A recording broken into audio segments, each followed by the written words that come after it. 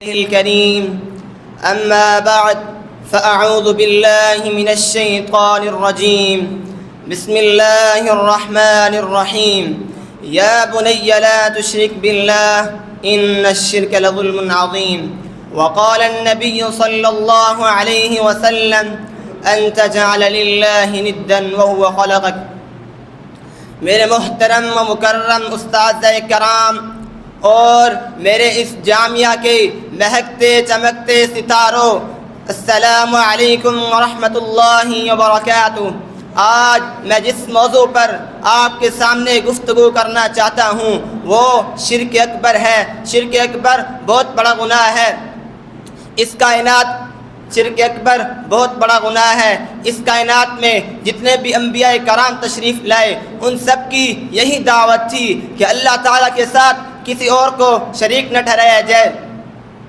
جیسا کہ سیدنا لقمان علیہ السلام نے اپنے بیٹے کو بطور نصیحت یہ بات بتلائی کہ یا بنی لا تشرک باللہ ان الشرک لظلم عظیم، اے میرے بیٹے اللہ تعالیٰ کے ساتھ کسی اور کو شریک نہ ٹھہرانا، یہی اصل ظلم ہے۔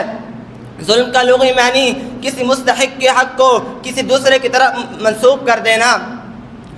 اور اسی طرح امام کائنات جناب محمد الرسول اللہ صلی اللہ علیہ وسلم سے پوچھا گیا کہ اے اللہ کے محبوب، اللہ تعالیٰ کے ہاں سب سے بڑا گناہ کون سا ہے؟ تو آپ صلی اللہ علیہ وسلم نے فرمایا ان تجعل للہ ندا وهو خلقک،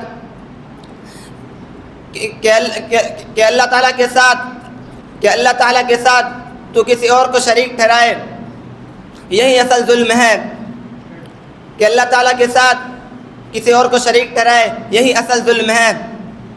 جس انسان کی تخلیق اللہ تعالیٰ نے اپنے ہاتھ سے کی ہو اس کے لیے یہ ناجائز ہے کہ وہ کسی اور کی عبادت کرے۔ میں اس تقریر کے اختتام نظم کے ان اشعار سے کرنا چاہتا ہوں۔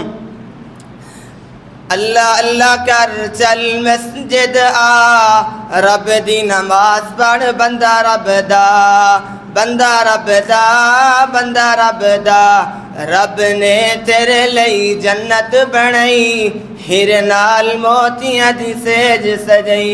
وآخر دعوانا الحمدللہ رب العالمین۔